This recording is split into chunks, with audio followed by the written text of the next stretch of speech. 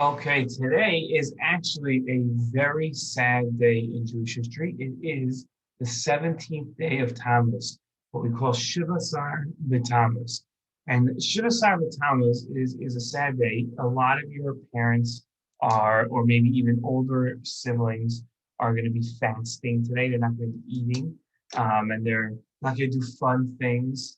And for the next 3 weeks, we're going to be a little sad because this is the 3 weeks, this is the time period of the year that we remember once in Yerushalayim we used to have a Beit HaMikdash, and then it was destroyed. Now it was destroyed by our enemies, but it was really destroyed because we weren't following the Torah. And as a punishment, Hashem destroyed the Beit HaMikdash and sent us out of Eretz Yisrael. That's why a lot of us don't live in Eretz Yisrael today, because many, many, many years ago, 2,000 years ago, we were punished and sent out of Israel. We weren't allowed to go back into Israel. Hashem said you have to leave Israel, and we left Eretz Yisrael. So, and today, on the 17th of Tammuz, we remember that, and we realize that there's still no Beit HaMikdash. Even people like me who live in Israel are sad, because even though we get to live in Israel, we don't have a Beit HaMikdash, and that's what we really want. We want Mashiach to come, and we want to build the Beit HaMikdash so that we can do all of the mitzvot and not have any problems of doing mitzvot. But that wasn't the only thing that happened on the 17th of Tammuz, on Shivas Tammuz. There are actually 5 bad things that happened today, and we're going to explain all 5 things. We wish none of these things had happened, but all 5 of these things happened. So let's look at what they were. So the first thing is, you might have learned about this in Chumash, but do you remember when we went to Har Sinai? And Har Sinai was a place where it was an amazing time. Hashem had thunder and lightning and a loud voice, and Hashem had Moshe Rabbeinu on top of Har Sinai, and this was probably going to be one of the greatest moments of our entire history. Really, there wasn't going to be anything as good as Har Sinai. Getting the Torah at Har Sinai was incredible, and Hashem gave Moshe Rabbeinu what are called 2 luchot. You can see them in the picture. They're one solid piece of stone, and on it was the 10 commandments, the Aseret HaDibrot, 10 mitzvos, like Kibbud Avim, like honoring your parents and keeping Shabbat and believing in Hashem. And they were the 10 commandments. And Hashem gave Moshe the 10 commandments on Har Sinai. He also taught Moshe all the other 603 commandments for a total of 613 commandments. He taught them all to Moshe, okay? And Moshe Rabbeinu was on Har Sinai, and he went up to Har Sinai, but while he was there, Bnei Israel got very confused, and they did something very bad. They started to pray to a Egel HaZahav, the golden calf. They made this statue out of gold, and instead of davening to Hashem, they started davening to this golden calf. And when Moshe Rabbeinu was supposed to come down from Har Sinai, he heard all this noise coming from the bottom of the mountain. And he said to Hashem, "What's all this noise?" And Hashem said, Bnei Israel is doing something very, very bad. They are doing avodah zarah. They're worshiping a golden calf. And Moshe got so upset, he took his luchot and he smashed them down on the ground. And that was a very, very bad thing. Hashem said that he did the right thing by doing that, but it was very sad that the luchot that Moshe Rabbeinu got from Hashem, he had to break because Bnei Israel were doing such a bad aveirah, such a bad sin, and worshiping something instead of Hashem, davening to something instead of Hashem, and something that they made. It was a statue of a cow that they made out of gold. So because they made it, and because it wasn't real, and it was such a bad affair, Moshe broke the luchot, and that happened today on the 17th of Tammuz, over 3,000 years ago. But it was such a bad thing that we still remember it today, and we still are sad about it today. So that's one of the 5 things that happened. Let's look at another thing, the second thing that happened on the 17th of Tammuz.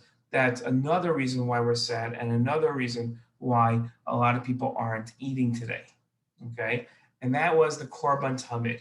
Now, what you're looking at a picture here, all these men in white are Kohanim. And this thing that they're standing on is called the Mizbeach. If you remember, we learned about the Mizbeach In a previous show, once upon a time, we learned about the Mizbeach. And on the Mizbeach were all these different fires. You can see the fires. And they would take, the Kohanim would take the korbanot, they would chop them up after they killed the animal, right? And you could see they would put the pieces onto the Mizbeach and they would offer it as a korban to Hashem. Now, there are a lot of different korbanot that are given. A lot. We don't have time to go through all of them. But every morning, right when the sun came out, there's a time where the sun, I see this every morning, the sun goes right, like the sun looks like a ball, and it comes up right above the mountains. If you have mountains where you live, so you can see, it comes right above the mountains. And at that point where it peaks above the mountains, which you can see inside the Beis HaMikdash, this picture is from the Beis HaMikdash. So as soon as it peaks over, that's when they would give the first korban of the day. That was called the korban tamid. Okay, korban tamid shel boker. And they also gave one in the afternoon. They gave a korban in the afternoon, and that was called the korban tamid shel bein harabayim. That was given late in the afternoon. So it's two korbanos that they would give every single day. And these korbanos weren't given by one person. They were given on behalf for all of Bnei Israel. Every year, Bnei Israel, every single Jew, would give chatzi shekel, half a shekel, to the Beit HaMikdash. And they would combine all the money, and they would buy all the korbanot and all the wood for the Beit HaMikdash. They would buy it all for the korban tamid. So every Jew had a tiny portion of the korban tamid, and it was given by the Kohanim on behalf of the entire nation and everybody. Well, on the 17th of Tammuz was the day when Bnei Israel, when they came to destroy the Beis HaMikdash, when there was 3 weeks before they destroyed the Beis HaMikdash, that's when they didn't allow any animals to come into the Beit HaMikdash anymore, into Yerushalayim, and therefore they had no animals to give the korban tamid. It was a sad day. That's when the korban tamid stopped. Okay, let's look at the third bad thing that happened. Somebody named Apostomus burnt a Sefer Torah. Okay, now this is very sad. A Sefer Torah to us isn't just a scroll with some writing on it. It's even more special than all the svarim that we have at home.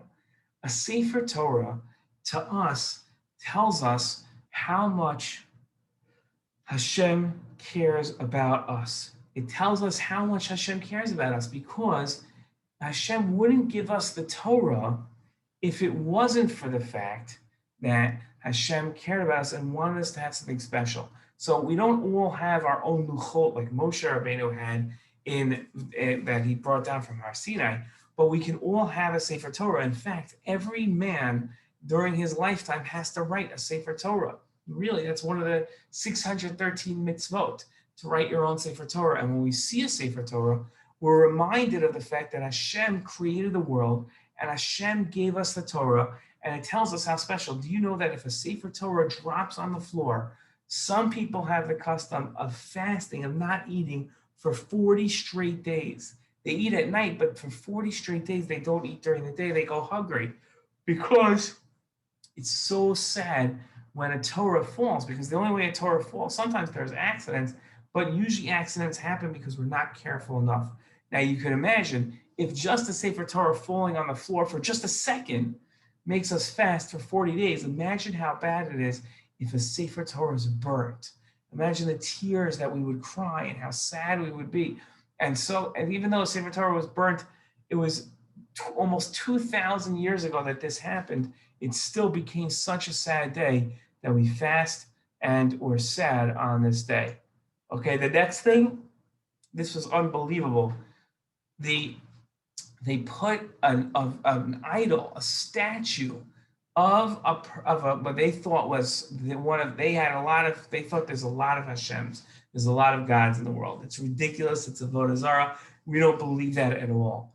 And then they would make statues that they would say, this is what our God looks like. We know Hashem doesn't look like anything because Hashem doesn't have a face. He doesn't have a body. He doesn't have a form. So we know that that's not what Hashem really is.